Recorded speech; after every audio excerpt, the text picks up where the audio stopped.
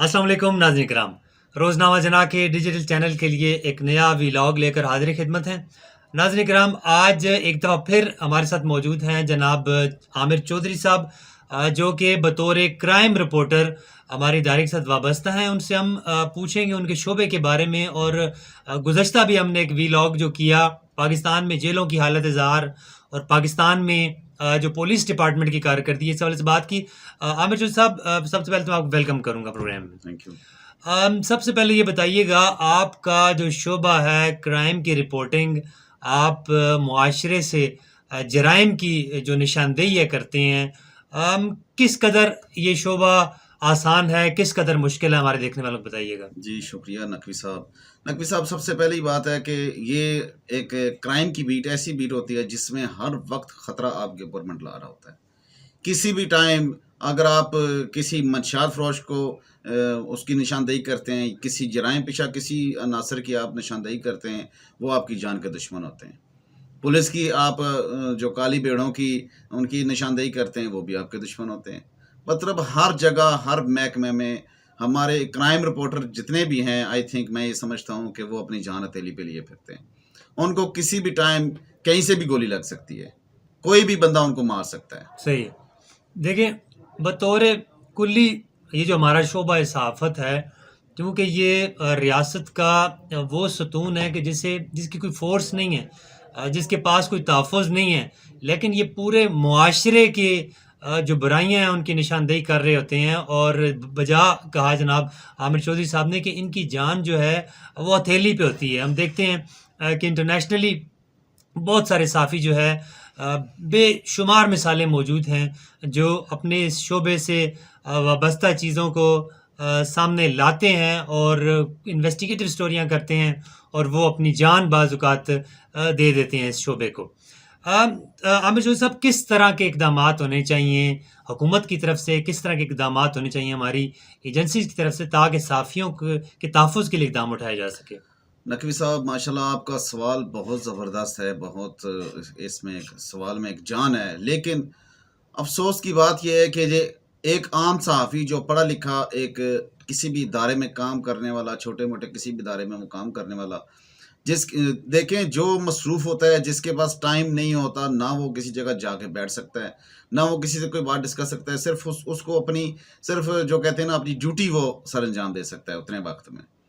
अभी देखें, हुकूमत तक हमारी बात पहुंचाएगा कौन? पहली बात, सही है। कुछ मखसूस लोग हैं, वो ही हुकूमत तक जाते हैं, वही हुकूमत तक वहाँ तक पहुँच सकते हैं, और वहीं आगे किसी को जाने भी नहीं देते। जी, यानी कि अलमिया है कि जो हमारे इस शोबे से वाबस्ता लोग भी हमारे रिप्रेजेंटेटिव बने हैं, वो प्रॉपर काम उस तरह नहीं कर पाते। यानी एक तरफ तो सहाफ़ियों को इस तरह के ख़तरात हैं, और दूसरी जानब हम देखते हैं कि सहाफ़ती शोबे से वाबस्ता लोगों की जॉब सिक्योरिटी नहीं है, उनकी पेज़ कम है, दीगर बहुत सारे मसाइल ऐसे हैं कि जो एक कलमकार, एक आमिल सहाफ़ी, एक वर्किंग जर्नलिस्ट जो है उसे दरपेश हैं। थोड़ा सा गुफ्तगू को हम आगे बढ़ाते हैं। आमिर जो साहब, बताइएगा, गुज़श्ता जो प्रोग्राम था उसमें हमने बात की थी जेलों की हालत ज़ार के हवाले से। अब जेलों पे थोड़ा सा और रोशनी डालिएगा, क्योंकि हम देखते हैं कि बाज़ वहाँ पे कैदी जो कम उम्र कैदी ख़ास तौर पे आते हैं, उनकी एक्सप्लॉयटेशन बहुत ज़्यादा होती है। बहुत सारे ऐसे वाक़यात पेश आते हैं, जेल के अंदर ऐसी उनकी एक्सप्लॉयटेशन हो रही होती है। आप बात मेरी अंडरस्टैंड कर रहे होंगे, क्या कहना चाहेंगे? जी नकवी साहब, बिल्कुल आपकी बात बिल्कुल ज़बरदस्त आपने बात कही है। लेकिन इस पे मैं यही कहना चाहूँगा, ये जेल इंतज़ामिया को भी पता है, ये जो अंदर जो एक कहते हैं ना दरिंदे नुमा जराइम पेशा अनासर जो बंद हैं अपनी अपनी बारकों में, वो किस तरह कम उम्र लड़कों को नोचते हैं, किस तरह उनके साथ रेप करते हैं, और वो खबर आज तक कभी बाहर नहीं आई। क्योंकि वो बाहर आती है तो उसमें जेल इंतज़ामिया की बदनामी है, पुलिस की बदनामी है, ठीक है, और वो ज़्यादातर ऐसी खबरें बाहर नहीं आती, और वहीं पे खामोश कर दिया जाता है। जेल के अंदर क्या इस तरह का कोई सेटअप मौजूद है कि इन नौजवान जो चले जाते हैं किसी ना किसी जुर्म में, तो वो एक अच्छा शहरी बन के निकले, या उनकी कोई ट्रेनिंग ऐसी हो जेल के अंदर? जी बिल्कुल ऐसी है, लेकिन उसमें नकवी साहब मैं समझता हूँ कि शायद कोई 100 बच्चा होगा जिसमें कोई 10 बच्चे कोई अच्छे बन के निकलते होंगे, جو حافظ قرآن بنتے ہوں گے، کچھ پڑھ لکھ کے بنتے ہوں گے، کچھ وہ نکلتے ہوں گے اور وہ توبہ کرتے ہوں گے کہ دوبارہ ہم جیل میں کبھی نہ جائیں ساری زندگی. لیکن زیادہ تر اس طرح نہیں ہوتا، کیونکہ جرائم پیشہ جو عناصر ہے اندر، وہ منشیات بھی اندر چل رہی ہوتی ہے، وہ نہیں بچوں کو منشیات پہ بھی چڑھا دیتے ہیں اپنی حبس مٹانے کی خاطر. ٹھیک ہے، ابھی دیکھیں جس کے آگے پیچھے کوئی نہیں ہے تو وہ تو اس کو جو انتظامیہ اور جو وہاں پہ جو نمبردار ہیں، جو منشی ہیں، وہ انہی کے ماتحت ہوتا ہے. وہ انہوں نے جو کچھ کہنا ہے اس کو انہوں نے وہ کرنا ہے. صحیح ہے. جیلوں کے اندر ہم دیکھتے ہیں کہ ایک پراپر ایک نظام ہے، ایک پوری دنیا ہے وہاں پہ چند قیدیوں کو ہی دیگر قیدیوں پہ مسلط کر دیا جاتا ہے، اور جناب ایک پورا ایک ڈسپلن وہاں پہ بنا ہوا ہے، جسے ہم نے گزشتہ پروگرام میں بات کی تھی کہ جیل کے گیٹ سے لے کر جیل کی بیرک تک جو ہے پیسوں کا ایک بے رحم کھیل چلتا ہے. نقوی صاحب، یہاں پہ آپ کی میں بات کاٹ رہا ہوں، وہاں پہ جو بارکوں میں چلے جائیں جن کے پاس پیسہ ہے، چاہے وہ انہوں نے ایک بندہ قتل کیا ہے، چاہے انہوں نے 10 بندے قتل کیے ہیں، ان کے پاس سہولیات، ان کی وہ جو انہوں نے اپنی بیٹھک بنائی ہوتی ہے جہاں پہ چادریں اور نیچے تکیے اور سب چیزیں، اور ایسے پتہ لگتا ہے جیسے ہم بندہ کسی امیر کے گھر میں کسی جو بیٹھک ہوتی ہے اس میں ہم آ گئے. مطلب اتنی زبردست انہوں نے اپنی سیٹنگ بنائی ہوتی ہے. اور جو غریب ہوتے ہیں وہ ان کے پاس تو وہ تو اس جو گدوں کے اوپر یا انہیں کھڈی کہتے ہیں جی جہاں کھڈی کے اوپر، سوتے ہیں. اس کے اوپر وہ ان کو سونا بھی نصیب نہیں ہوتا. وہ جہاں پہ ان سب قیدیوں کے جوتے پڑے ہوتے ہیں وہیں پہ وہ سو اور جاتے ہیں. اسی میرے خیال میں وہاں پہ ان کی سونے کی جگہ جو ہوتی ہے وہاں پہ اندر ہی ان کا ایک طہارت کی جگہ یا حاجت کے روا کرنے کی جگہ جو ہے وہیں پہ ہوتی ہے. جی ہاں، اس میں بھی آپ دیکھ لیں نقوی صاحب، ایک بالٹی ہوتی ہے گورنمنٹ کی طرف سے. جو تو امیر لوگ ہوتے ہیں انہوں نے اپنی بالٹیاں رکھی ہوتی ہیں، وہ اپنی بالٹیاں خود ہی پانی کی بھر کے اور اب وہ قبضہ جما لیتے ہیں ان پہ، جو ان کے اپنا واش روم ہے ان کے اوپر بھی. صحیح ہے. لیکن یہ ہے کہ اب دیکھیں اس میں اب یہاں پہ تو ہم بیٹھ کے بات کر سکتے ہیں، لیکن آیا کہ ہمیں اندر جا کے جیل کے اندر اڈیالہ جیل ہی کر لیں، جیسے پنڈی اسلام آباد کی مشترکہ جیل ہے یہ، اس کے اندر کیا جینون جو رپورٹنگ ہوتی ہے وہ جیل انتظامیہ کرنے دے گی؟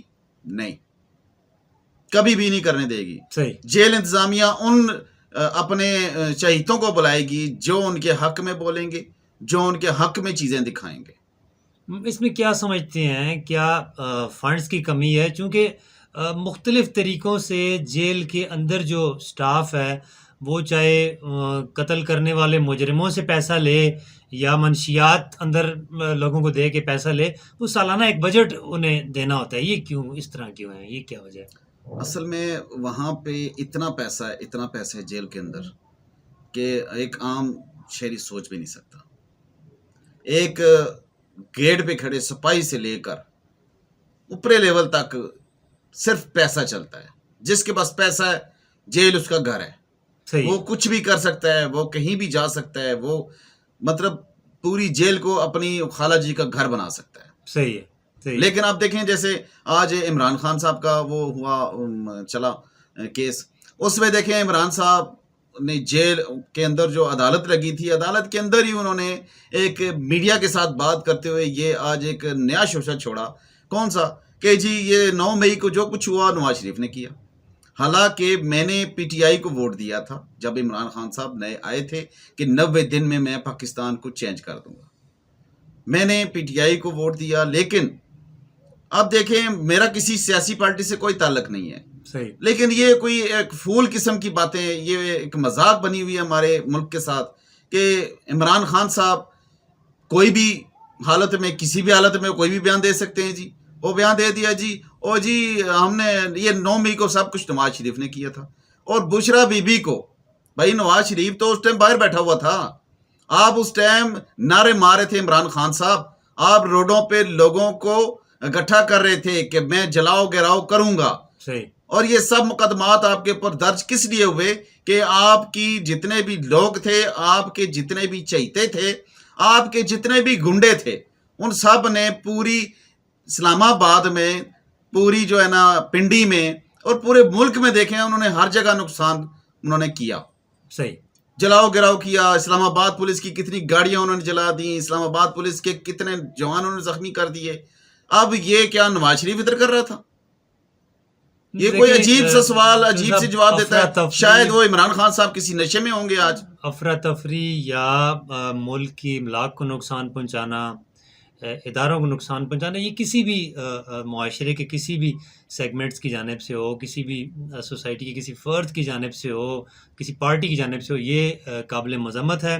ناظرین کرام، آج کے پروگرام میں ہم نے گفتگو کی جناب عامر چوہدری اور صاحب دوسری آپ کو میں ایک اور بات بھی گوشہ گزار کرنا چاہتا ہوں کہ عمران صاحب نے ایک اور جو بیان دیا ہے جی کہ بشرا بی بی کے بارے میں، کہ بشرا بی بی کو میں نے نکاح والے دن دیکھا۔ اچھا یار عجیب سے بندے ہو تم نے اب نقوی صاحب آپ کو کوئی کہہ دیجیے آپ کی نکاح ہو رہا ہے جی، آپ لڑکی نہیں دیکھیں گے، جا کے کسی ماسی سے آپ کا نکاح پڑھا دے بندہ، ٹھیک ہے؟ آپ مجھے بات بتائیں، آپ یہ پاگلوں والی نہیں، بیان ہے۔ پہلے وہ کل دم پوانٹ جانے رہے نا، اس کے تگڑے نہیں سے بس وہ پھر دیکھیں یہ اب دیکھیں اس خاور ملیکہ اس کے شوہر نے اسلام آباد کچہری کے اندر عدالت کے اندر جو کیس میں اپنے جو بیانات اس نے دیے ہیں، عمران خان صاحب ہم یہ کہتے ہیں پہلے آپ ان کو پڑھ لیں، جس میں اس نے صاف لفظوں میں کہا ہوا ہے جی کہ عمران خان کے ناجائز تعلق تھے شادی سے پہلے۔ صحیح ہے۔ ناظرین کرام، عامر چودھری صاحب کی کھری کھری گفتگو آپ نے سنی، امید کرتے ہیں آپ کو پسند آئی ہوگی۔ دیگر عوامی نوعیت کے موضوعات بھی لے کر آپ کی خدمت میں حاضر ہوتے رہیں گے۔ اب تک کے لیے اتنا ہی۔ اپنے میزبان نوید نقوی کو دیجیے اجازت۔ اللہ نگہبان۔ میں کہ بڑا زنگی